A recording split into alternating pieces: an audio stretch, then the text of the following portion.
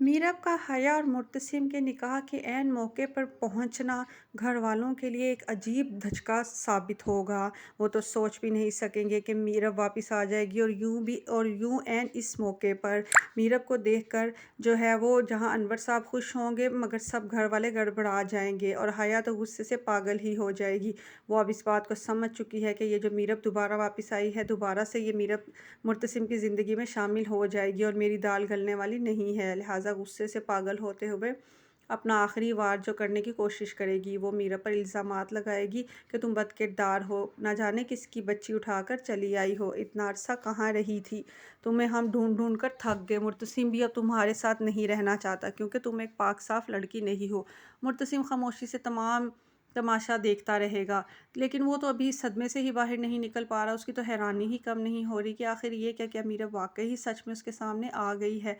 अनवर मामू जो है हया को रोकने की भरपूर कोशिश करेंगे, मगर हया निहायत बदतमीज़ी से उनको पीछे धक्का दे देगी और उनकी किसी बात को नहीं सुनेगी और उन्हें कहेगी कि आप बीच में मत आएं, मैं इस मीरब को नहीं छोड़ूंगी। ये हमेशा से आती है और मुर्तसिम को मुझसे छीन लेती है, मगर अब मैं ऐसा नहीं होने दूंगी।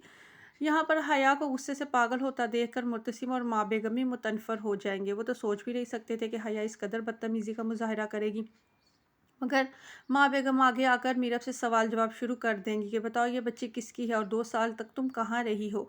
पहले तो मीरब से कुछ बोला ही नहीं जाएगा। वो खौफज़दा हो जाएगी कि न जाने ये लोग इस बात का यकीन करेंगे भी कि नहीं कि ये मुर्तसिम की बेटी है। मगर सबा उसको हौसला देगी तो वो कहेगी कि ये मुर्तसिम की बेटी है।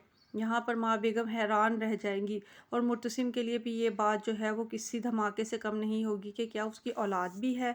अभी तक वो खामोशी खड़ा रहेगा, मगर माँ बेगम कहेगी ये कैसे हो सकता है, जब तुम इस घर से गई थी उस बात को इतना अरसा हो गया है, हम तुम्हारी इस बात का कैसे यकीन करें, न जाने तुम किसके साथ रहती चली आई हो।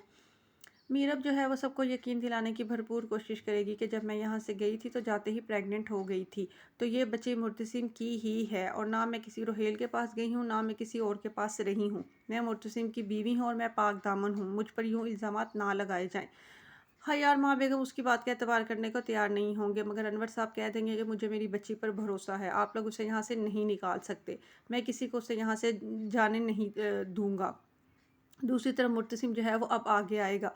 वो तो हमेशा से ही मीरा पर एतबार करता चला आया है और अपनी औलाद को देखकर तो ऐसा नामुमकिन है कि वो मीरा पर एतबार ना करे। लिहाजा वो मीरा पर एतबार भी करेगा और इज़्ज़त से उसे वापस घर भी बुलाएगा, क्योंकि मीरा भी इन तमाम इल्ज़ामात से थक कर जब वापस जाने लगेगी तो वो उसका हाथ थाम लेगा। उसको कहेगा कि मुझे तुम्हारे ऊपर भरोसा है, मैं जानता हूँ तुम कभी झूठ नहीं बोल सकती, और इतना बड़ा झूठ तो तुम कभी भी नहीं बोलोगी, मुझे तुम्हारी बात पर भरोसा है।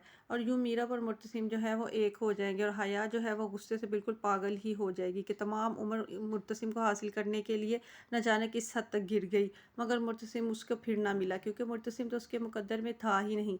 अगर वो ये बात शुरू में ही समझ जाती तो यूँ मुर्तसिम और मीरब की ज़िंदगी को जो है वो यूँ ज़ाया ना करती और यूँ तमाशा ना बनाती उन दोनों की ज़िंदगी का, मगर वो ये बात समझ ही नहीं पाई।